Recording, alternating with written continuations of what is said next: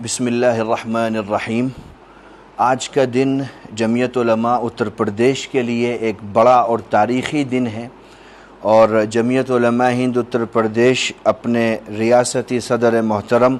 हज़रत मौलाना अशहद रशीदी साहब की क़यादत में उन मदारिस इस्लामिया को फ्री लीगल एड दे रही थी जिन मदारिस को हुकूमत ने ज़बरदस्ती बग़ैर किसी कानूनी जवाज़ के बंद करा दिया गया।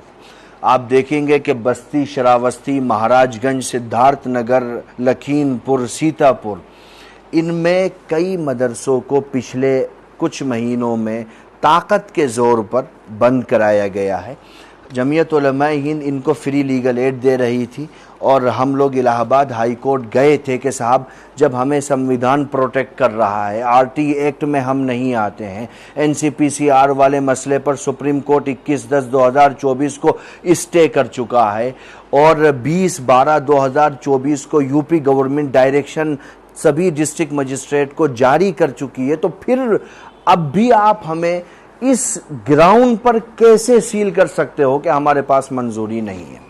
आज का अगर आप ऑर्डर देखेंगे इलाहाबाद हाई कोर्ट का, तो मदरसा इस्लामिया दारुल उलूम फुरकानिया की तरफ से जमीयत उलमा हिंद के वकला हाई कोर्ट में पेश हुए थे और इसको भी मदरसे को सील किया गया और यूपी गवर्नमेंट हाई कोर्ट में खड़े होकर के यही दलील देती रही कि साहब, इनके पास यूपी मदरसा बोर्ड की मान्यता नहीं है, इसलिए हमने इनको सील किया है। लेकिन हाई कोर्ट ने उत्तर प्रदेश सरकार की इस दलील को खारिज कर दिया, ये कहते हुए कि साहब, मान्यता प्राप्त और गैर मान्यता प्राप्त मदरसों का मामला तो ऑलरेडी सुप्रीम कोर्ट में स्टे है, तो उसको बुनियाद बनाकर आप मदरसों को सील कैसे कर सकते हो। मैं उत्तर प्रदेश के सभी मदारिस के लोगों से कहता हूँ, ये आपके लिए बहुत बड़ा दिन है। ये लोग जाते हैं, कुछ नोटिस देते हैं, कुछ बगैर नोटिस के पहला सवाल करते हैं कि मान्यता है या नहीं है। अरे भाई, मान्यता के लिए हमारे ऊपर बाध्यता बनती ही नहीं है, हमारे ऊपर लाजिम ही नहीं है कि हम मान्यता लें। और माननीय हाई कोर्ट ने जो ऑर्डर दिया है उसके पैरा 2 में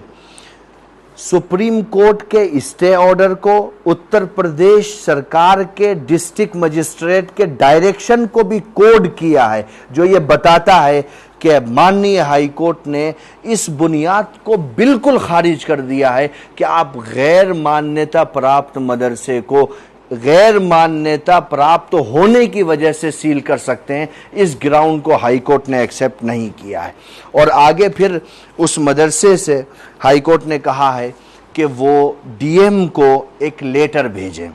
रिप्रेजेंटेशन डीएम के पास भेजें, और डीएम को पाबंद किया है डिस्ट्रिक्ट मजिस्ट्रेट को कि वो 3 हफ्ते के अंदर तफसीली ऑर्डर पास करे कि उन्होंने मदरसे को किस बुनियाद पर बंद किया है, जबकि हाई कोर्ट ये कह चुका है कि गैर मान्यता प्राप्त होने की बुनियाद पर बंद करना ये कोई ग्राउंड नहीं है, इसकी कोई हकीकत नहीं है, ये एक नज़ीर है।